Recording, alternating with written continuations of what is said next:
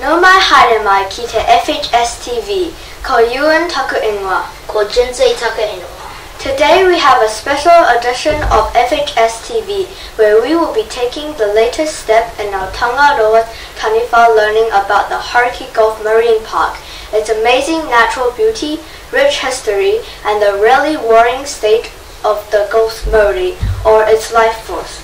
The Hauraki Gulf Marine Park is Aotearoa, New Zealand's first marine park and is a national tonga, or treasure, known by three names: the Hauraki Gulf, Te Kapa Moana, and Te Moana Nui o Toi. The marine park is a place of deep historic, cultural and spiritual significance for tangata whenua. It's a place people come together kai moana to work and to play. It is a source of jobs and income for our communities through fishing, aquaculture, tourism, shipping and transport. This week we have Matua Alex Rogers and Matua Dean Ogilvie from the Hauraki Gulf Forum with us. Alex is the Executive Officer for the Forum, which is responsible for managing and protecting Te Kapa Moana. Dean is a mana whenua representative from the Tamaki Makaurau iwi called Ngāti Paua. But first, let's update our journey from the last few weeks. Now, Tangaroa Taniwha Forrest School has been involved in the Young Ocean Explorers 21-day challenge to collect plastic pollution and reduce the possibility of this pollution finding its way into our Te Kapa Moana. Tom Rollins from the Auckland Museum provided us with a range of samples and examples of different creatures that live in the marine park. We have also completed documentaries into different islands of Te Kapa Moana and found out how big they are, what their industries are, their cultural histories, and what environmental sustainability programs they have or don't have. As you can see, we have been pukumahi, busy in learning about the marine park. So, this brings us to today's interview with Matua Rogers and Matua Ogilvie. No mai haere mai, kōrua ki te FHS TV. Thank you both for joining us today. Please feel free to add on to any of these questions. Can you please tell us a little bit about yourselves and what your job is?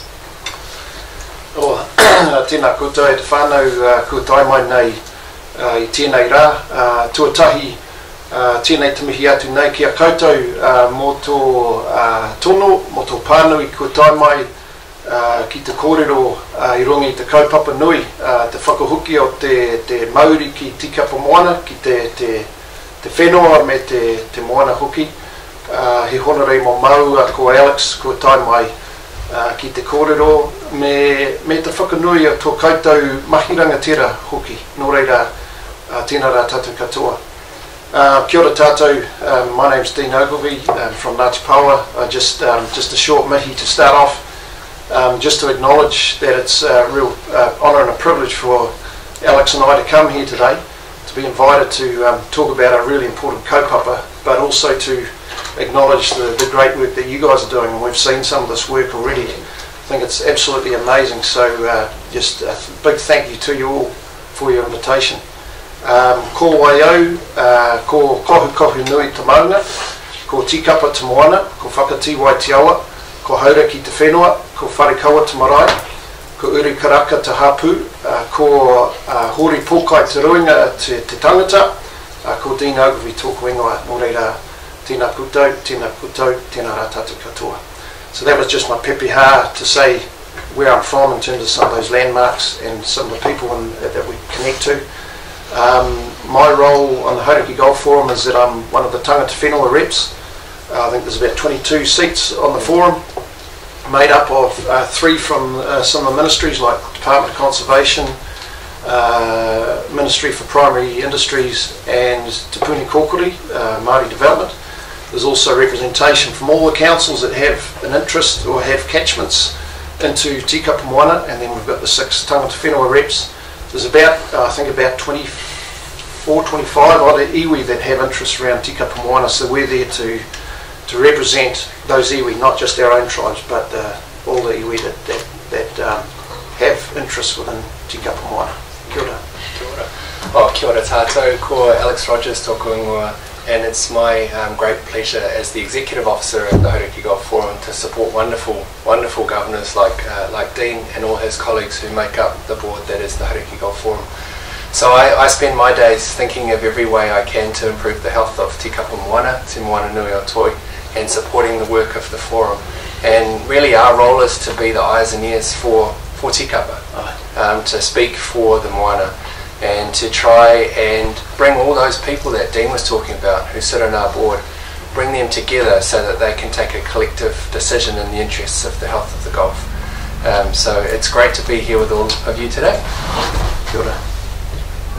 Historically, which iwi have been the kaitiaki or guardians of Tikapa Moana? Oh, that's a big question, that one. And it's quite probably a complex answer.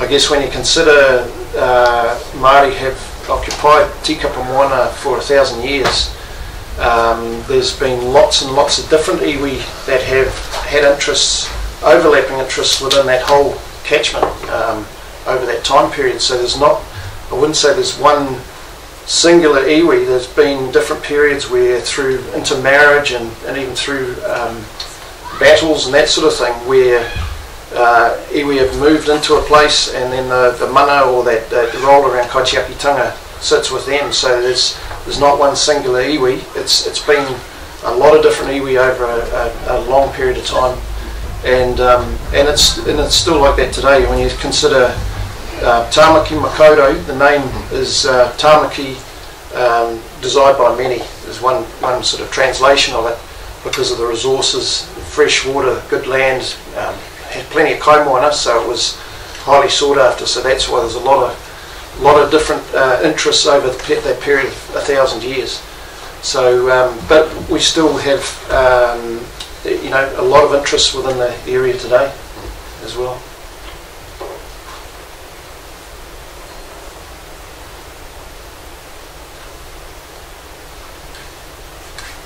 Were there any particular iwi responsible for a particular area? Yeah. So that happened over time, as I said, through lots of change within the landscape over that period of time. But we still see that today. So, for example, I could probably speak for Ngāti Paua and some of our interests, and my tupuna live particularly around Waiheke Island. So we are mana whenua there. We also recognise other iwi there like Ngāti Maru, Te Patu Kirikiri, Naitaiki Tāmaki, but we have a very strong interest in that area. We have a marae down at Wharekawa near Kaiwa, so it's really it's different regions where you have different levels of interest for different iwi. And there's some that might take a front seat in that stuff, and the others that might take more of a back seat as well, depending on where it is. So that still happens today. Yeah. How did iwi manage the resources of Tikapa Moana before the arrival of Pakia, and were they always successful at managing these resources? It's a really interesting question, that one, and I think back to probably 30 years ago when I was at university. I remember doing Māori studies paper, and we talked about the very early arrivals in this land and how different it was from where we came from, and some of the techniques that we use, like in the islands where you'd use slash and burn techniques in bush areas because it provided nutrients for the soil, and you had the species that grew there in a tropical environment that could grow back really quickly, whereas it didn't work here. You know, we've got lots and lots of old slow-growing forests and all the fauna that go with that. So those techniques didn't work, so we had to change the way we did things. And of course, things like moa as well, because we didn't have protein sources like cows and sheep. Moa were hunted, and that had an onward effect with things like the Haast eagle. This is the biggest eagle that the world's known. We had it here. So from that stuff, I guess we learnt that you've really got to look after the resource. And I think the other thing is that the Te Ao Māori perspective in terms of our well-being is that we are part of the environment. We're not separate from it. So, and with that comes that idea of connection. We're connected to all those other aspects within the environment, and that's why when I gave my pepeha before, I talked about my maunga, aua, marae, all those things, and people. It not only is it a description of where I'm from, but it also is a literal description of what I'm connected to. So we're equally connected to those maunga as we are to people as well. So that's part of our whakapapa. When you talk about connection, it's all about whakapapa. So I guess once you understand that you are part of that, you know that your own well-being is dependent on the well-being of the environment. And that whakapapa, or that connection, the more that you engage with that environment, the more you start to observe different things that are happening, and like the connection between when certain stars rise and something might be happening in the sea, or there'll be a certain time to do certain things, like some plants might flower when the scallops are good to collect.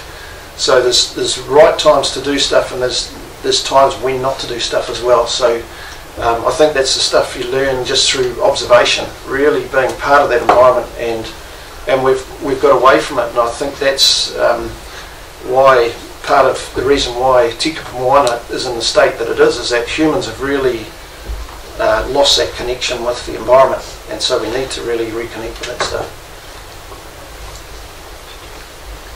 Which, if any of these strategies, are we using today to protect and enhance the health of Tikapa Moana?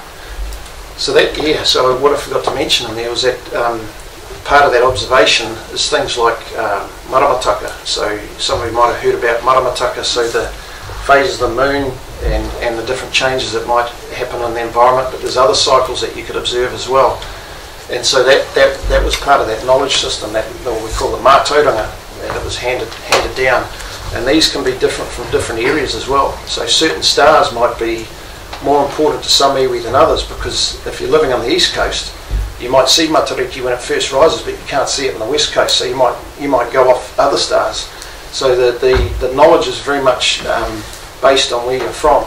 So that's one aspect. There's things like rahui, when you might ban the taking of, say, certain birds in the bush at a certain time, or you might ban the taking of certain shellfish, or even if fish were in their breeding cycle, you don't want to take them when they're spawning. So you want to give them the best chance of keeping their population strong. So rahui is a term that some of you might know about, and that's that might be a certain period of time. The kaumats will come down, lay a rahui down with karakia and prayers, and they stop the taking of, might be certain species, it might be certain areas where they just ban the taking of it. So it leaves, it's like what some farmers do on the land, where they leave an area fallow so that it regenerates. You can do the same thing in the ocean as well. So those are some of the techniques, and actually we still use them today. So Ngāti Paua has just applied for rahui on Waiheke Island on 4 species. So there's kutai, or mussels, tipa, or scallops, koura, the crayfish, and paua. So for 1 nautical mile all around the island, we've banned the taking of those species for a period of 2 years. And I suspect with the ongoing monitoring and that stuff around observation, if they're not coming back, then we'll need to extend that period of time just to give them a rest and allow them to try and regenerate. So those practices are still being used now. Ngāti Hei, friends over in around Whitianga on the Coromandel, they're doing the same thing, trying to get rahui through now for scallops, all the harvesting of scallops. So you probably hear more and more about these rahui happening now.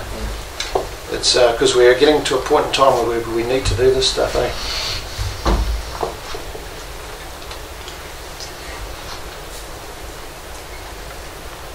Less than 1% of the marine park is protected by marine reserves. What percentage would the forum like to see be protected as marine reserves? Well, we need to see a whole lot more protection in the Hauraki Gulf. If you think that only 1% of an area is protected, that's such a little amount. And we have set a really big goal for the Gulf. We would like to see at least 30% of the Hauraki Gulf Marine Park protected. And we think that marine reserves are one way you can get more protection. A marine reserve, if any of you have ever been to Goat Island, to Hauraki, that is a place of real abundance where you can see sea life that you might not see in other parts of the Hauraki Gulf. And so you can see with something like that the benefit that a marine reserve can bring. The challenge of a marine reserve is that it's completely no-take. There's no extraction from it. You can't go fishing in it. You can't get your kai moana there. So there are also other ways that you can protect the marine environment as well. Dean talked about rahui, which is a sort of temporary or a dynamic prohibition. That's another way. There are mataitai and taiapuri reserves. And there's protection of the actual seafloor itself, because so much of marine life is built on a healthy seafloor environment. So making sure we're getting things like bottom trawling, dredging, other methods of fishing which really hurt the seafloor out of the marine park. And so the forum would really like to see all of those kind of things out of the marine park entirely. But yeah, we've set that big goal of 30% protection and we need your help with it. How does the Hauraki Gulf Forum pay for its conservation initiatives? Well, that's a good question. We don't have very big resources. We've got a really small budget, but what we do have around our table is some really big players. So, as Dean said earlier, all the councils, so Auckland Council, Waikato Regional Council, Thames, Coromandel, and so on, they're all on the forum. They have a seat on the forum. So too does central government, and so really that's where we lean. Our job is to find that landing place where people can agree together on what we should be doing, and then it's really up to our members to go ahead and implement those changes. So when we look for things like, for example, creating a marine reserve that you asked about before, that would be funded out of the Department of Conservation's budget, Te Papa Atawhai, because it's their responsibility in law to create and protect those marine reserves. We have been learning about the problems facing Te Kapa Moana and want to know what we can do to help the forum look after our oceans better. Do you have any suggestions? I do have some suggestions. So the first thing, I guess, is to understand what the problems are that are facing Te Kapa Moana. And there's two main types of problems that we've got. The first is that we're still taking too much out of the marine environment. So if you look at Koda as a really good example, crayfish. Crayfish used to walk up onto Milford Beach at low tide. You could go down there and get yourself a crayfish. But you can't do that anymore these days. In fact, we know that crayfish are somewhere around 10% or less of their historic numbers in the Hauraki Gulf Marine Park. So we say now that they are functionally extinct. And that means you can still find them here and there, but they don't play a role in the ecosystem anymore. And one of the really useful things they do is they eat kina. Have you guys ever seen kina? Yes. Big black spiky, yeah? So crayfish can actually pull them apart with their big pincers and enjoy the uni or the meat inside. But there's not enough crayfish anymore. And so guess what's happening? There's a lot of kina now. And if you go out to islands in the Gulf, out to the Motu, and you look under the water, you'll see a whole lot of kina. So that's a big problem, right? What's happening in the marine environment is a big problem. But the other big problem is us. Living around the coastline of Te Kapa Moana, we are still putting too much harmful stuff into the water. And it's not always intentional, but the piece of rubbish that gets dropped on the roadside that goes into the drain eventually finds its way into the water. And there was this really interesting study lately that 25% of the fish, of the ika in Te Kapa Moana, have plastic in their puku. 25%, 1 in 4 fish have plastic in their puku, and the plastic is increasingly working its way into the fish tissue, which of course is what we eat, right? So our own actions that are harming the water are now at such a level where they're starting to turn back and impact on us. So that's the other thing that the forum looks really closely at, is how do we stop huge amounts of mud, sediment washing into the Gulf, because that smothers things that live on the bottom. How do we stop plastics coming up through the drain pipes? How do we stop sewage coming out? And still in some parts of Auckland, sewage flows out onto the beaches. That's why you have to check an app to see whether you can swim. So we're trying our best to get everybody together around solving some of those really big problems. As Tangaroa's Taniwha, we have started investigating the health of roto pupuki. We are learning how to test the water for pollution, while animals live there, and are creating scientific equipment to measure water levels, quality and temperatures. We are also talking to our local government about our kaupapa. We want the roto pupuki to have better protection. Do you have any recommendations on what we can do? Well, from what I know of pupuki, is that the water quality is rated as poor. The plant life has changed a lot over time, so the native plant species are being pushed out by the exotic ones coming in. So it's not in a good state, and and they talk about a lot of nutrients coming in, like nitrogen and phosphorus and that sort of thing. It'd be really interesting to see where that's coming from. Is there an inflow coming in, and how do you deal with that? I mean, I know as part of the forum we look at riparian planting, so that's planting around the fringes of waterways to try and intercept a lot of that nutrient load. But it'd be interesting to find out where it's actually coming in. I think that's one thing. I think the other thing is keep doing what you're doing. By testing and monitoring, that's brilliant, because you're engaging with the environment. Whakapapa and connection is a verb. The more you engage with it, the more you observe and you see those changes. And I know one of our ko-mātua from up north, Rereata Makiha, does this a lot with his students, and they'll go out and they'll photograph one aspect of the environment every day for 30 days and just note the changes over that time, and it really develops your observation skills so you can see these changes happening. So yeah, keep doing what you're doing, keep engaging with the environment, because you learn so much from it, and monitoring is really, really important. And I think the other thing is that whole thing around connection is knowing and telling people that what we do way up here and inland, and even further inland, has an effect out there. So everything that goes down the drains, the stormwater, it usually ends up in the sea, and that's what carries the sediment, that's what carries a lot of the nutrients as well. So it's being really conscious of the environment as being a whole, not just the sea out there and the land here. Everything we do up here has an effect as well. Yes, I completely tautoko what Dean just said. The most important thing you're actually doing already, right? You're getting stuck in and you're getting involved. Yeah. And don't underestimate the difference that you can all make. I was with the Prime Minister the other day, Jacinda Ardern, at the launch of a Maui Dolphin initiative. And she said something that I think was really powerful for you guys. She said she gets letters from hundreds or thousands of people around New Zealand every week. The only ones she reads all the time are the ones from kids. She opens and reads all the letters that she gets from kids. So one thing I would keep in your mind maybe for later in the year, once you've decided exactly what you want to do, is think about doing that. Think about writing to the Prime Minister and tell her what future you would like for roto pupuki. And the other thing is, I have heard that you might be thinking about talking with Auckland Council to see if they would include roto pupuki in the Hauraki Golf Marine Park, and I personally think that's a super cool idea. So talk about that one. Yeah, definitely. Thank you for joining us on FHS TV.